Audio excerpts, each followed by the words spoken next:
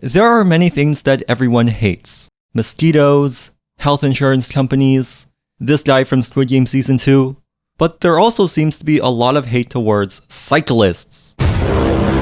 Cyclists are viewed as entitled jerks who never follow the rules of the road and put everyone in danger. With the recent rise of e-bikes and e-scooters, many cities are cracking down on them in response to safety concerns. But research has shown that cyclists don't actually break the rules more than drivers. In fact, cities with higher rates of cycling tend to be safer for everyone. So why is there so much hate towards cyclists, and why does it seem like they never follow the rules? Can we not block the bike lane? Oh, I'm sorry, does it say walk? It doesn't say walk, you genius! Here we go, fucking cyclists! Fucking cyclists! In most English-speaking countries, cycling is very dangerous and completely unappealing for most people.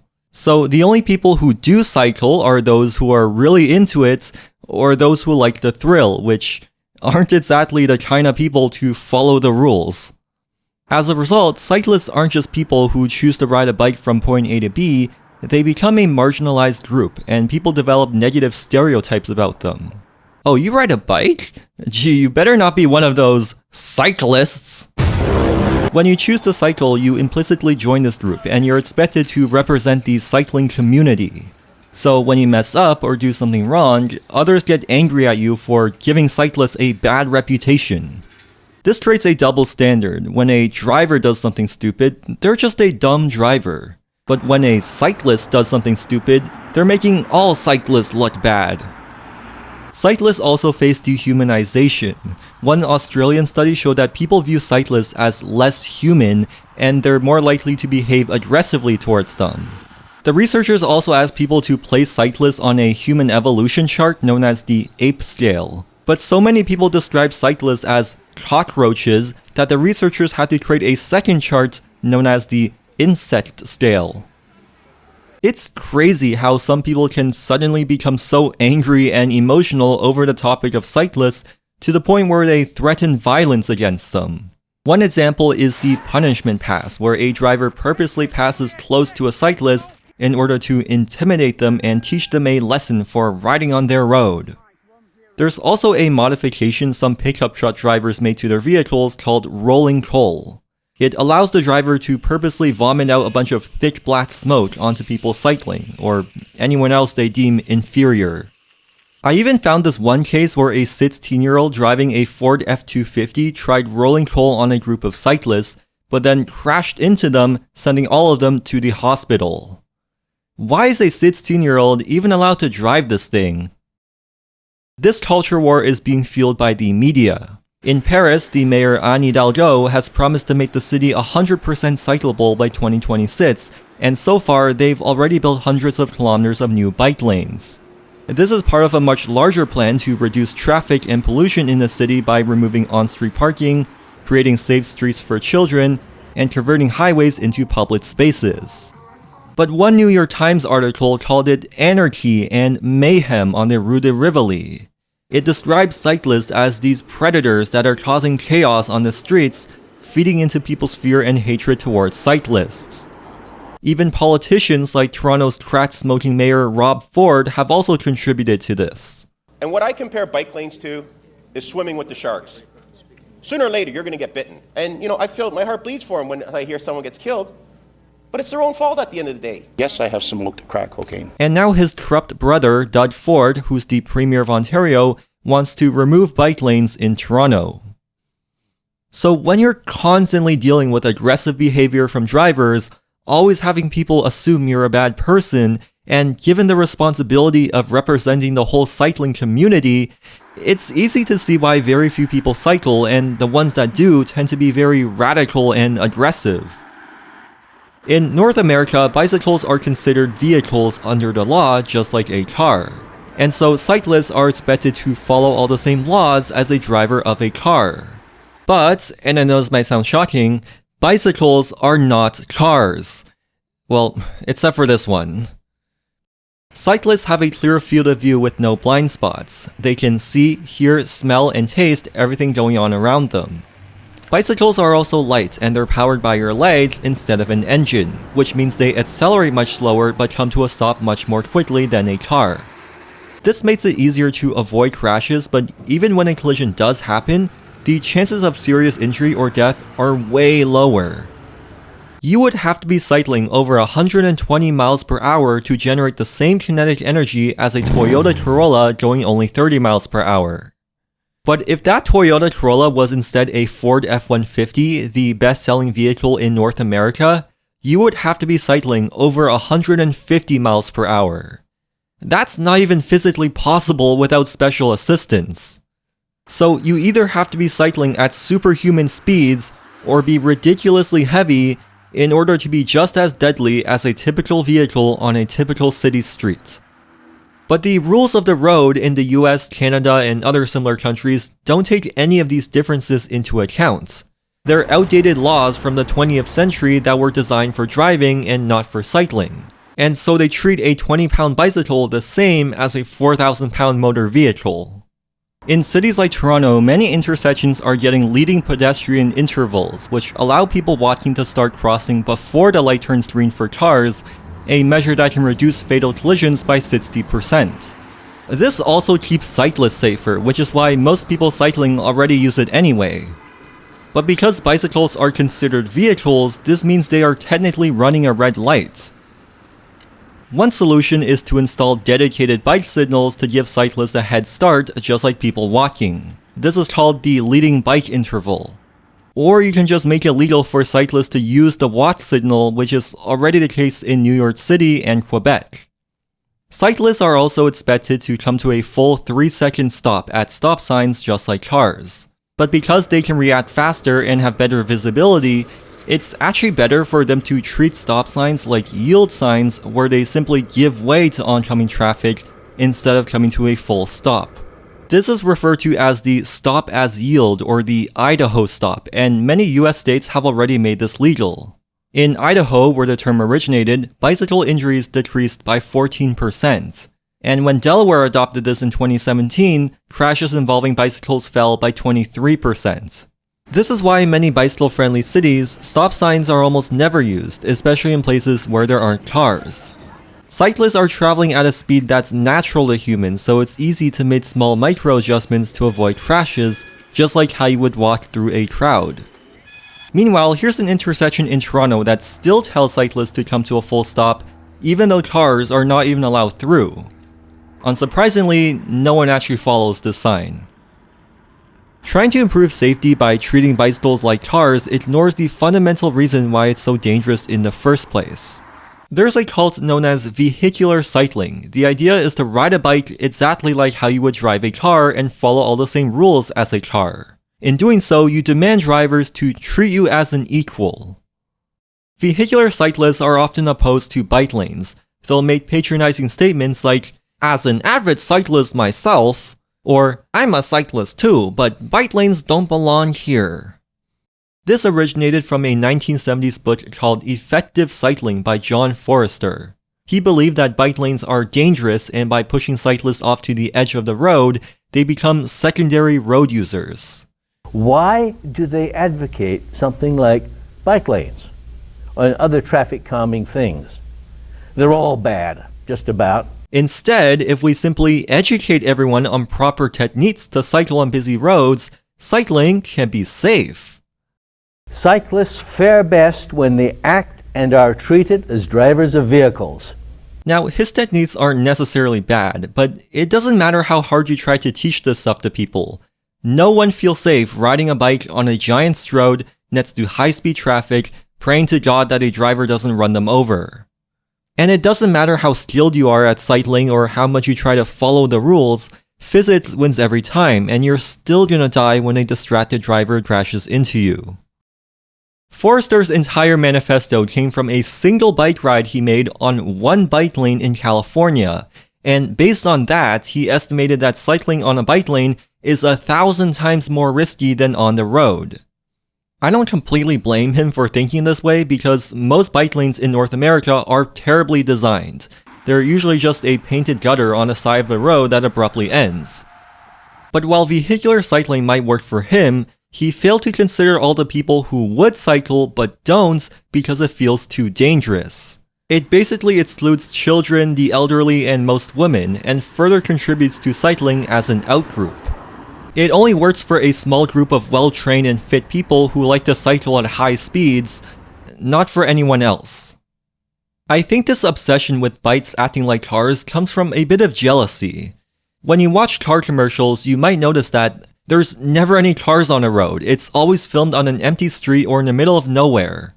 Cars are marketed as this high-tech status symbol that can fly across city streets. Bicycles, on the other hand, appear less impressive. They're viewed as primitive or just toys for children, not a serious form of transportation. But the reality is much different. In a dense city where space is limited, cars are a joke. They get stuck in traffic easily, and there never seems to be enough space to park.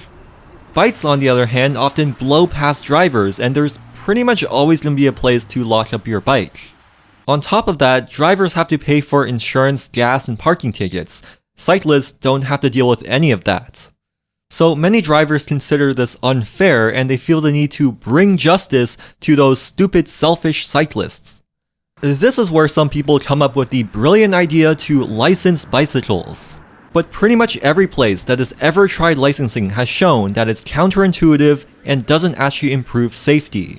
Here in Toronto, cyclists used to require licenses in the 1930s, and they got rid of it in 1957. But this issue still comes up so often today that the city has a dedicated webpage explaining why it doesn't work. Just like vehicular cycling, licensing does not change the fact that nobody wants to cycle on these dangerous roads in the first place. And it also does nothing to actually protect cyclists from motor vehicles, which are the #1 cause of injuries and deaths. And here's the thing with all of this. Do cyclists even break the rules as much as people think? Well, every study that has been done on this topic has found that no, cyclists don't actually break the rules more than drivers. And when they do, it's usually for their own safety, while drivers mostly do it out of convenience. Most people are not reckless daredevils who break the law for fun. More often, they are regular people making rational choices to navigate their environment, even if that means breaking certain laws. Drivers already understand this. Most drivers are speeding and they constantly park inside bike lanes, but they accept these as rational choices for their convenience.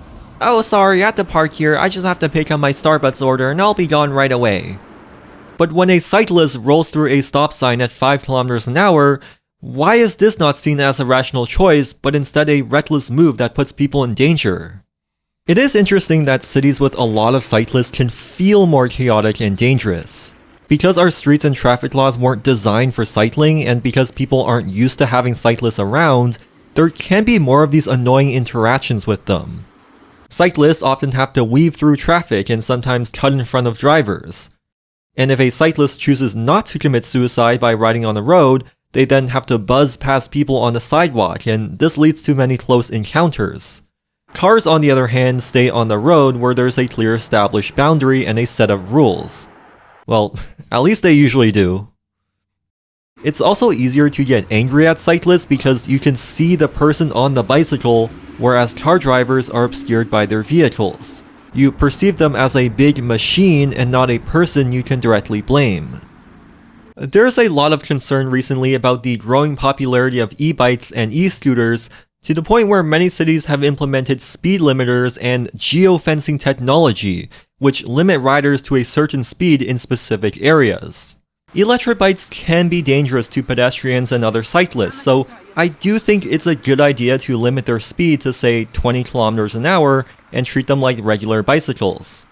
Meanwhile, e-bikes that are more powerful, such as fat bikes, should be treated like mopeds, where they're banned from using bike lanes and must get a license. But treating every type of e-bike as if they're all the same is dangerous because the adoption of regular e-bikes will actually improve road safety if it means that less people will drive cars. Like e-bikes, giant SUVs and pickup trucks have also become very common in America. As of 2021, they made up 80% of all vehicle sales, and they're likely a huge part of why pedestrian fatalities have increased dramatically in the past decade. So where's the speed limiters for cars? Why aren't we adding stricter regulations for car companies so they create smaller and safer vehicles? In reality, bicycle-friendly cities tend to be safer for everyone. Davis, California, the most popular city for cycling in America, has a road fatality rate 5 times lower than the rest of the country. This is also seen in bicycle-friendly Portland, which has a road fatality rate similar to the Netherlands, the country with the highest bicycle mode share and some of the safest streets in the world. This is because the same infrastructure that protects cyclists also protects everyone else by slowing down cars. One study showed that installing protected bike lanes resulted in a 28% decrease in the average speed of vehicles. More people cycling also creates a safety in numbers effect, where drivers are more aware of people cycling so they change their behavior to drive more carefully. Encouraging people to cycle instead of driving also prevents crashes from happening in the first place, because people who suck at driving or shouldn't be driving don't have to drive. So if this was really about safety, then we should be doing everything we can to make cycling easier, not harder. Now, there is one thing that makes this whole problem more complicated. Food delivery cyclists are often at the center of all this controversy. They usually ride e-bikes and mopeds that go really fast. They seem to break the law more than anyone else.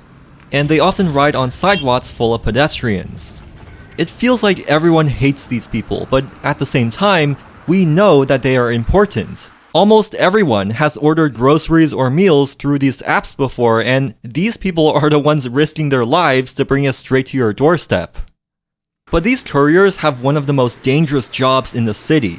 These food delivery apps effectively force workers to complete their deliveries within absurd timeframes without any consideration for traffic or weather.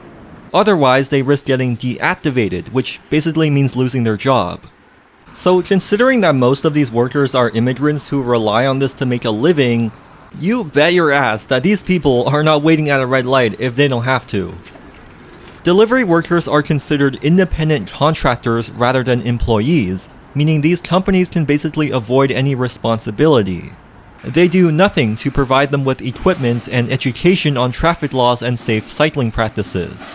All they care about is that deliveries are made as fast as possible and that their shareholders make a profit. What goes on between the restaurant and your home doesn't matter to them. Cities are not doing a great job at keeping them safe either. The lack of proper bike infrastructure means that workers often have to use the sidewalk if they don't want to risk getting hit by cars. Otherwise, they have to make big detours to avoid dangerous roads, which incentivizes them to break the law even more in order to complete their delivery on time. So, considering the current culture around cycling, it's understandable why some people have such a negative view of cyclists. These cyclists are causing chaos, get them out of our cities. But cities are trying to reduce traffic, create safer streets, and become more climate friendly. And bicycles are a great way to achieve that. So we need to be smart about integrating bicycles into our cities and not make dumb decisions over this moral panic around cycling. The solution should be obvious by now. We've known for decades that a safe network of protected bike lanes is the best way to keep people safe and encourage more people to cycle. When cycling is something that everyone does, including children and the elderly, it becomes more casual and normalized. You can't really hate cyclists when everyone is a cyclist. But we also need to create laws that make sense for cycling, and we need to stand up to food delivery companies so that they create a healthier work environment. Bicycles can hurt people, and there are cyclists out there who don't follow the law. But the vast majority of deaths and injuries on our roads are caused by cars, and bicycles are nowhere near as dangerous. Yet for some reason, we treat them as if they are. And I think that needs to change.